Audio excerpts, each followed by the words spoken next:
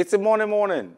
You all know I'm not a fan of Monday mornings. My name is Wale Scott. Welcome on the show. I've got a guest via Zoom, and Mukail Tinubu will join us shortly. Now, Mexico have defeated Nigeria 4-0 in their friendly match at the imposing Los Angeles Memorial Coliseum, simply known as the LA Coliseum. The Mexicans scored 2 goals in 4 minutes to record the lead in the game played at the 77,500 capacity stadium. Now, the match is one of the most attended games globally since the restrictions that followed the coronavirus pandemic, which broke out last year. Hector Herrera put the Mexicans in front in the 2nd minute from the first corner kick of the match, while Belgian Funes Mori made it 2-0 in the 4th minute. Okay. I really wanted to continue reading that story, but it's so heartbreaking. Sayo, good morning. Beautiful morning to you, Wale Scott. I've got Sayo Oguntoye on the show with me. Now, the first goal was scored in the 2nd minute of the game. The 2nd goal was scored in the 4th minute. My question to you this morning is, has Gernot Rohr been vindicated when he says our players, home-based players, are not good enough? Yes, he has been vindicated. I am not a supporter of not using the home base, but now we have used the home base and we have been trashed 4-0. I mean, I actually came to listen to some people speaking and they said, oh, this is their debut, it's the first. But what happens to score lines like 2-1, 1-0? I mean, 4-0 is totally uncalled for. And it's a very, very bad result for Nigeria. I don't think the Eagles proper would have lost in this kind of a manner, considering 2 goals in the first 4 minutes. How do you come back from that? I mean, it's something I just want to start thinking of. My next story, Shayo, says that the Nigerian Professional Football League players have shamefully, I put that to my own, shamefully blamed Inexperience for the Super Eagles' 4-0 loss to Mexico. They blame it on inexperience. Our structures are bad. These guys don't get to travel abroad. Some of them, this is their first time of traveling abroad. And our NPFL shamefully say that it was due to inexperience. Who caused that? Me? I don't want to agree with that. Inexperience, yes, you can lose a game through inexperience, but not a 4-0 score line. I mean, never has it happened before that Nigeria will concede 2 quick goals in the first 4 minutes. It's a shameful record we have had so far for ourselves. And just because we are clamoring for the home-based Eagles, let them be invited into the Super Eagles culture, let them be part of it. I mean, I don't think the Eagles can be as worse as this. And this is. I mean, it's not even a full squad Mexican team we face. Imagine a Mexican team captained by Hector Herrera of Atletico Madrid, and we could only crumble for. I mean, it could have even been worse because we never even had a shot on target. You understand? We only had 5 shots on goal, and none was on target against the. I mean, it's totally uncalled for. Now, Shayo, is this the time that the NPFL or whatever I want to call it, the NFA, to insist that, listen, Gernot Rohr must get involved? How can you bring somebody and he gives you conditions of how he wants to work? Is it time for us to tell Gernot Rohr, listen, Rohr, get involved with our home-based Eagles. Your job is not to bring in foreign-based Eagles all the time. Get involved with our home-based Eagles. I want to agree with that a little. Gernot Rohr's job is to use the best legs Nigeria has. It can be in the home base, it can be in the foreign base. And as it stands now, it looks like our best legs are abroad. I mean, you cannot think about this kind of a scoreline using the abroad-based players. It's totally uncalled for. And I think going forward, no one should even blame Gernot Rohr for not using the home-based players because he has been justified.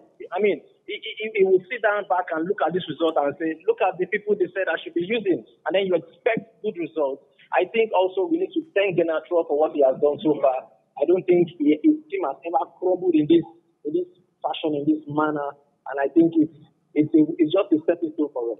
Yes, but Sayo, most coaches that I know, apart from building a national team, also gets involved with the home-based teams too.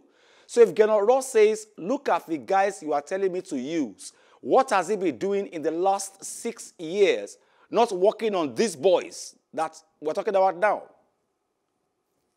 If you are not good enough, you are not good enough. He should work on them. Is the best from the NPFL. Shayo, he's called a manager. They are not good enough. He's called a manager. He should manage them and make them good enough. USA 94, Okay. Clemens Westerhoff made the best of home-based players. While he was using them, they were getting bought by foreign-based clubs. But look at what happened with USA 94 team. They were all basically home-based players initially. Yes, so I will agree with you a bit on that. But don't forget that the quality we have then is not the same quality we have now. Coupled with the fact that we barely have away wins in the NPFL because we know how it is run. I think if you are giving Genetra a mandate now to bring in these home-based players into the Super Eagles, then you shouldn't put pressure on him because these players is just like starting from the scratch now. It's a rebuilding process. That's the meaning. And you don't have to put unnecessary pressure on him because if you come to think about it, I don't think Genetra would have lost in this fashion, in this manner. But now it has happened. It has happened. Just a few players should be used alongside the regular starters in the national team. Those were small pictures from the match from yesterday. Thank you very much, Sunday Binibo. You're the greatest. Now, host Wikki Tourists Football Club have beaten the Dakkada FC of Uyo 2-1 in the ongoing 2020-2021 Nigeria Professional Football League, NPFL, at the Abubakar Tafawa Balewa Stadium in Bauchi. The matchday 31 fixture provided hopes of staying far away from the relegation zone for the Wikki Tourists. They now have 36 points after the match, advancing to the 14th position in the league. In the match, Wikki Tourists took the lead in the 30th minute through Nasifi Yahaya, who did not fail to utilize a nice pass. Karim Abdullahi drew his side level in the 43rd minute. In the second half, Ibrahim Nisara restored the host lead in the 72nd minute. Now, Shai, I've noticed this. That we must win at home thing has left the NPFL. Now, home teams, away teams are coming in and actually winning games now, and I think it's good for us. Yes, it's a welcome development, especially for this season in the NPFL. We've seen away teams coming out with a draw, with victories. It's good. It's up against how it was in the past. I think it's down to how the NPFL is run, the club chairman, administrators. They don't know once they are. Actually, nobody wants his team to lose. But if your team doesn't play well on the night, they deserve to lose. But that's the case. The instance where you start threatening the referee to give you penalties or free kicks close to the box. I mean, it doesn't show. It doesn't show the quality or the credibility of the league itself. Wow. Now, football is one of the games that unites and brings people from different backgrounds, countries together. In this regard, the present administration, led by Godwin Obaseki, has repositioned the Edo Queens FC that was almost gone. Deputy Governor Philip Shuaibu expressed worry about the bad condition of the club and promised to work on it. Meanwhile, the state government has linked the Edo Queens FC with Edo Jobs as a way to better their lives of female players in the states. Bender Insurance and Edo Queen, that is the darling team of Edo State, were completely abandoned. For close to a decade, these teams were struggling to survive. This morning, he asked that we must turn that tide around, and Edo State should reclaim its position not only in football but in sports in Nigeria. And that process started. We started with Bender Insurance rebranding, and we followed up with Edo Queens. And The interesting part of these two teams is that they are linked with Edo jobs. All our programs are all interwoven and they are linked for proper management and tracking. I was monitoring the Edo Queens as if it was my team. I was annoyed with the girls. I was encouraging them, telling them, try, you can do it. Because of what? Because in this country, I've never seen a state supporting female football in Nigeria. Your team, lead them. I said, no, I have feelings. I'm feeling pains for the deputy governor. The love he has for the team. The love he has for the team. If you have like 2, 3, 4, 5, close to 10 people like that in this country, female football will go higher. As God will have it, maybe because of my feelings towards the team, that's why I'm here today. Sayo, you know Wale Scott is always the critic. Everybody's always talking about Wale will criticize you, will talk about you. But there's a way the Edo State governor tends to shut me up all the time. He realizes that after sports, at a particular age, you cannot do sports anymore. So he doesn't, Edo Pelican Queens and of course the Bendel Insurance players, what he has done is he has given them jobs already with the state government. So after sports, there's something to fall back on. That's the spirit for me. Absolutely. It's a plus for the Edo people, especially when you know that after sports or football, to be precise, there is still life for you. This is actually one of the scares of sportsmen in Nigeria, especially when it comes to retirement. They get scared and they are like, what are we going to do after sports? And it's a very, very good one now the Edo State government is putting out so that they can be able to represent their state in competitions with their full heart and then knowing that they are well taken care of at the background. Now, my point is, most of the queens, Edo queens, are women. In fact, all of them. You know, and they are mothers or eventual mothers. And he has given them jobs already, which gives them more reason to get committed to the sports. It gives them more reason to actually be encouraged to actually do more while they are playing now. When they know they have a job, they have pension, at the end of the day, you will do more now. Absolutely, absolutely. And I think this is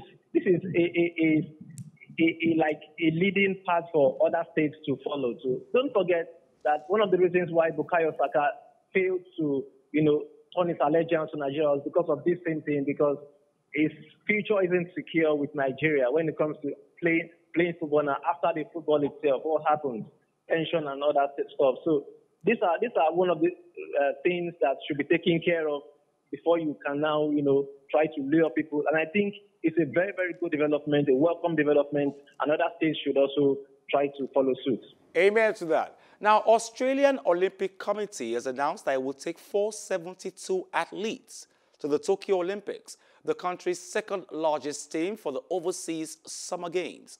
Some of the 254 women and 218 men who will compete in 33 sports are already in Japan, making their final preparations for the Games, which were postponed for a year because of the global health crisis. The coronavirus has severely disrupted qualifying, and Australia's traveling contingent might have been larger, but for opportunities denied by the pandemic. So it's a big team. It's our second biggest away team ever. Athens was bigger, 482. We're sitting at 472 at the moment. But this has a number of firsts. We have by far the biggest female representation on any Australian Olympic team. 254, 53% of the team are females, 218 males. So that's a big leap forward by the women. Our number in Rio was 214. And it just goes to show the fantastic role that Olympic sports plays in having pathways for elite women athletes. Sayo, we have consistently complained, which day will an African country win the Olympics? It's not going to happen now. Why? Because Australia, for example, take over 40 40, I repeat, swimmers alone for the swimming. And there are over 172 medals for swimming at the Olympics alone. So if they take over 40 swimmers and there are 171 medals for swimming alone at the Olympics, how can any African country beat this country? They are now going to the Olympics with 472 athletes to the Olympics. It's very, very laughable. I don't want to start comparing Australia with Nigeria now. I'm not doing that. We are going with about 70 plus athletes, but Australia are going with 472. And then you expect to win medals. It's very, very laughable. Looking at in time past, Australia had this Michael Phelps. I don't know if you remember him. I do. He was a very, very good. He won 8 gold medals in I can't remember the event actually now. And that 8 gold medal, Nigeria has not even won it in 2 Olympics combined. That shows you the level of maturity. I don't want to use the word maturity now. The level of commitment, the level of preparation we have. You do not go to a war with boys. You go to war with men. And if your numbers are depicting that you are boys, then it's sad to say. It's a sad story. It's very sad. Now, Wimbledon will have a capacity crowd from the singles quarterfinals onwards as COVID-19 restrictions on attendances are relaxed. The All England Club announced on Sunday. Now, attendances have been capped at 50% since the start of the tournament last Monday, although next weekend's finals were to rise to 100% on the 15,000 capacity centre court. After a successful opening week, the championships have now been given permission to operate at full capacity from Tuesday's women's quarters on centre court and number 1 court. Now, Sayo, which means the finals at Wimbledon will have 15,000 people watching that game. Maximum crowd at centre court at the All England Club. Is this a risk? Well, everything is a risk at the moment. I want to tell you that. And let me just add to this too. If there is anything you can ask the athletes, the players, what they have missed so far, is going to be the fans. You know, the chairs, the booze, and the razzmatazz, everything they have missed the fans for. And it shows you that gradually we are coming back into it. It's a risk, yes, I agree, but, success are made from risks also. Okay, now Red Bull's Max Verstappen dominated at his team's own track for the 2nd time in a week to take control of the Drivers' Championship. Verstappen's victory in the Austrian Grand Prix was his 4th in 5 races and moves him into a 32-point lead over title rivals Lewis Hamilton. A disaster, my race, first with Lando. I think it wasn't fair racing there. I was lucky not to have any damage, but next time can be different, But anyway, my race was ruined after that. And with Charles, I'm extremely sorry because that's not the way I like to be racing. Yeah, I would say these past 5 races have been, 4 races? 4 or 5 races have been so difficult. And is this race 8 or 9? 9. Yeah, obviously lost a lot of ground over these last 4 races. So it's been pretty painful, but and then today to lose 2nd place due to some damage on the floor, it's not really anything I could do about it, but definitely super unlucky. Yeah, it was incredible. So much orange. I mean, already, of course, the whole weekend, but today as well during the race, the support was incredible, and it's just amazing to see fans back in general. I think it was a strong race, yes. I think definitely starting 5th and ending up 2nd was the maximum today we could get. I think Red Bull Max, they could really control the race and drive, do a bit of a Sunday drive for them. But he should have expected it at least, so he should have backed out. He should have done something different because he didn't, I think, complete the overtake that he was trying to achieve. So, yeah, annoying for me, and a bit unlucky, I think. Sayo, the Austrian Grand Prix. Now, is power about to change hands at this point now because Verstappen is giving Lewis Hamilton a run for his money in 2021? Yes, Verstappen and Hamilton is always going to be a very, very tough one to crack. And it usually goes down the wire. Sometimes you see Lewis Hamilton overtaking Verstappen just at the very last minute. And all of these things goes down to the team they support. You know, the Mercedes, the Red Bulls. I think the Mercedes have a better engine, and that's where they have an edge, and they win titles from there. Okay, now my question is, on this show, most of my analysts always say that Mercedes has this regular improvement on their technology more than other cars, and that's why Hamilton has an edge over most other drivers. Yes, I want to agree with that. Looking at how Lewis Hamilton, no, I'm not taking anything away from him. He's a fantastic driver. He's very fast. The way he changes gears, the way he moves, the way he's an amazing type of driver. But we have to also look at the car, the engine is actually into. I think that gives him a little extra edge over the likes of the Red Bulls and others.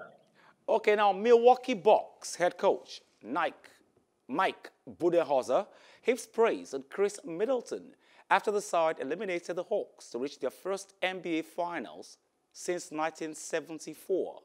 The Bucks ruled on Middleton 32 points to beat the Hawks 118 to 107 in Game 6 and win the Eastern Conference Finals. Now, speaking after the game, Budenholzer said it means a lot for the whole team to have Middleton, one of our core guys.